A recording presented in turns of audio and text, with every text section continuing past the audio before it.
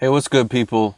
I'm Just Science, and today I wanted to teach you guys how to build that big, epic polysynth chord type of sound that you hear in all of the big room EDM house music nowadays. So let's jump into Reason, and I'll play you back some track that I already have kind of built out and show you exactly what we're going to be learning.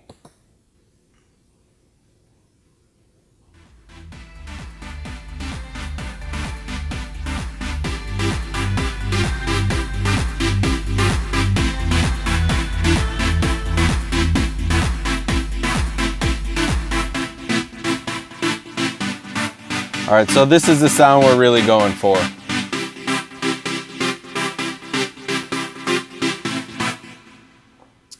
As you guys can see right here, I'm actually using the Antidote synth by Synapse. If you guys don't have this, you could kind of follow along in the Thor, but you're really not going to be able to do this kind of stuff. So I'm really sorry if you don't have this synth.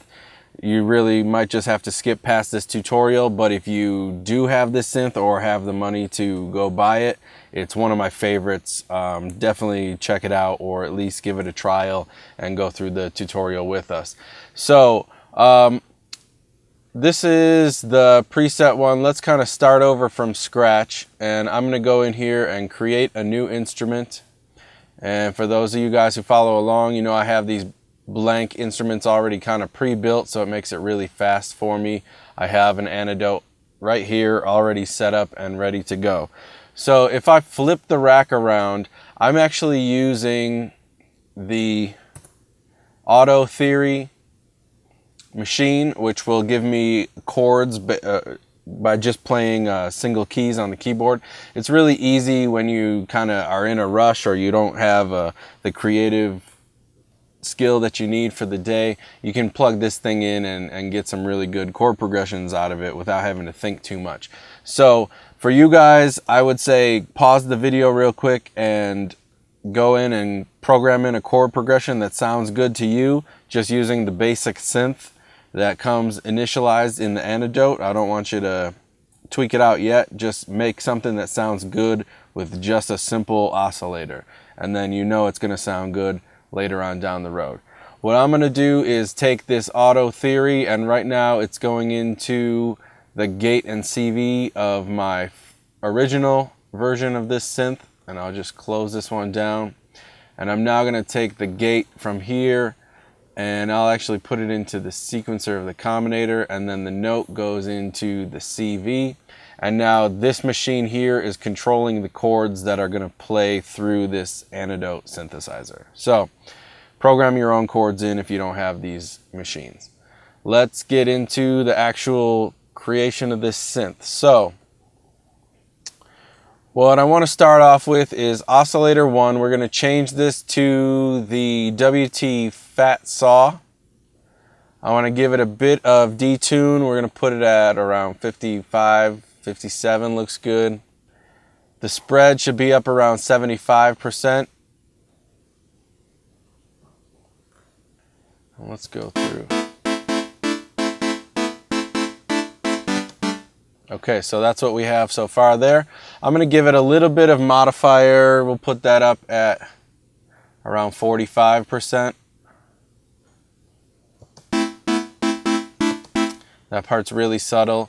And then we're going to boost our count up to 5. So there will actually be 5 voices of this fat saw wave playing with each note that's struck.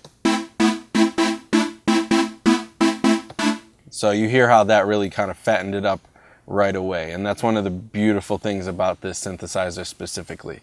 So the next thing I want to do is go down to my filter, and I'm going to change this to a high pass. Bring my cutoff down pretty low. Let's put it at around 15%. And that's just going to take out some of the really low level that will interfere with my sub bass and stuff. So here it cleaned it up in the low end a little bit.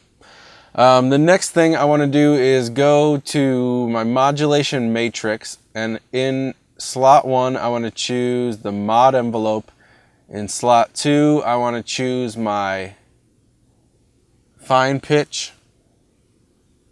And I'm going to boost that amount up to around 35. And what that's going to do is just give a tiny little bit of a pitch bend right on the attack of every note, so it'll give it a slightly more percussive sound to it. So it makes it sound a little bit more old school, vintage, analog, like the circuits are kind of bending a little bit. So next, let's throw a phaser on here. And let's see, my rate, I want that to be at 2 quarter notes, triplets. And we'll bring our dry wet down to around 15 to 20 and bring the modulation down a little bit too.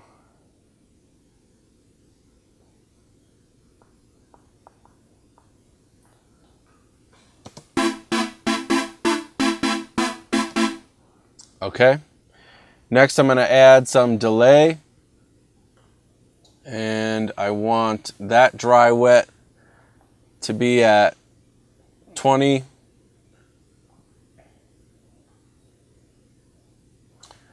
The modulation amount should stay at 10, and the feedback I want to drop back to 25%, so we're not getting as much of it.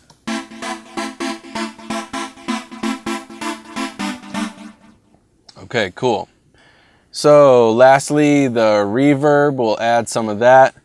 Bring our dry wet down to around 10 or 11, and we'll leave all the other settings the same. So now we have some space. All right, so already this is getting a little bit more epic. We're starting to hear the sound that we're used to hearing, or the sound that we're looking for. So let's go in and add a second oscillator. This one I want to be on WT, this one's gonna go on pulse. And my count I want all the way up at 12. So there's gonna be 12 voices of this pulse waveform playing every time the note is hit. Also, I'll bring the oscillator 2 volume down a bit, right around, let's say, like 30. I want my detune on that to go up to 58, 60-ish. And the spread all the way up to 100. So that's going to spread it out across the stereo field. And now let's play this back.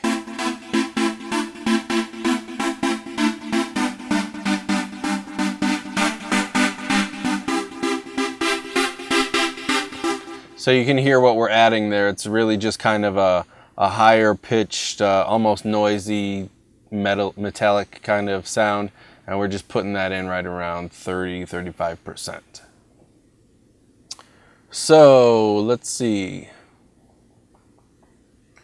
I'm going to give the sub 1 and sub 2. What that's going to do is feed back another version of the bass waveform of oscillator 1 and 2 without the detuning and the spread and the extra voices and stuff. It'll just kind of feed that original sound back into the output, so we hear a little bit more of a lower end to it. So let's go in here, and I'm going to bring up the sub 1 and 2 until we can just barely hear them.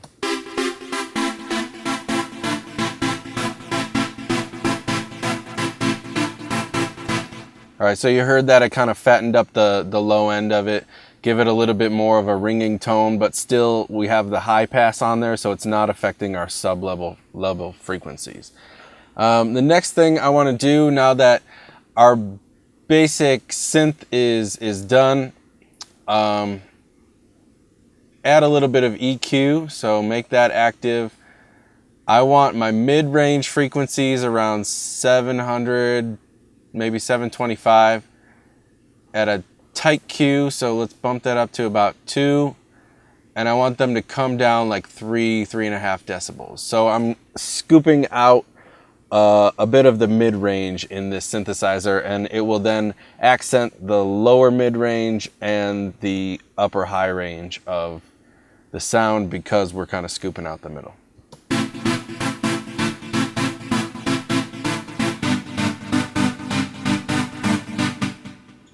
All right, and lastly, I want to add some compression to that. My threshold, I want to bring that down to around 8. My attack, I'm going to bring that up a bit, around 0.4.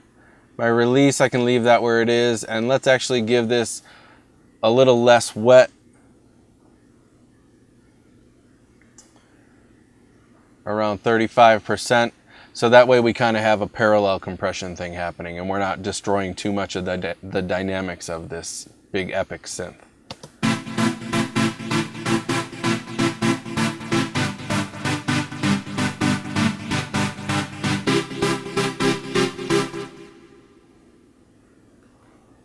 Okay, so that's really the basics of the synth. One thing that I did, you guys, if you have this rack extension, it's a really beautiful EQ. It colors your sound, but it colors it in a good way. So this one's kind of like using an old analog piece of gear.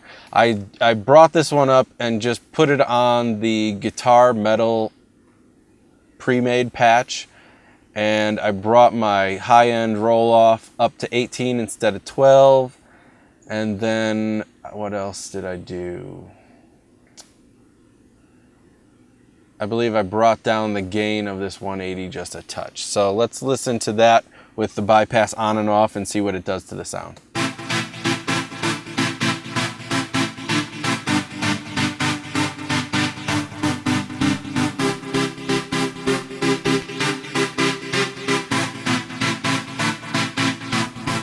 Off, on.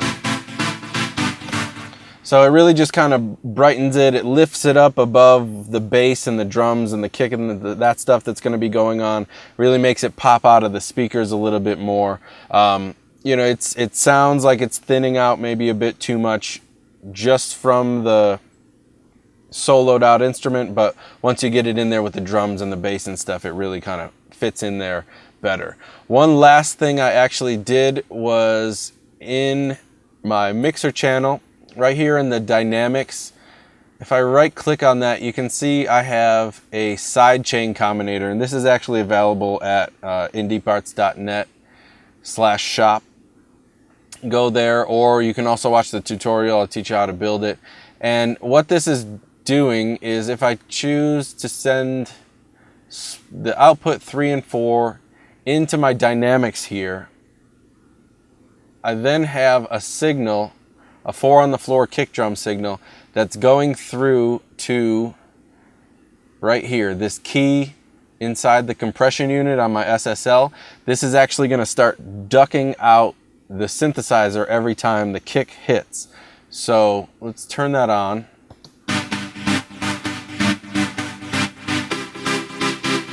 And you can hear the difference right away. Let's go in and adjust the settings a little bit so it's not so intense, but it'll still help the kick drum kind of knock through the sound of the big epic synth.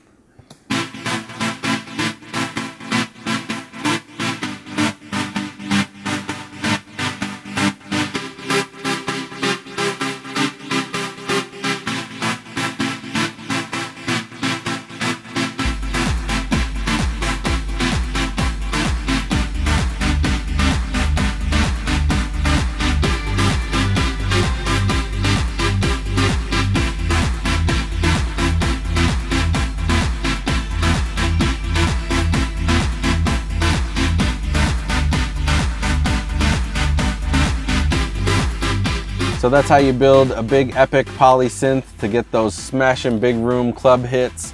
And that's all for me today. Make sure to check out my beats at jscibeats.com. You can go and get some of the instruments that I was working with today at indeeparts.net/shop. Make sure to like and subscribe and share the video with your friends. Thanks for watching. Bless.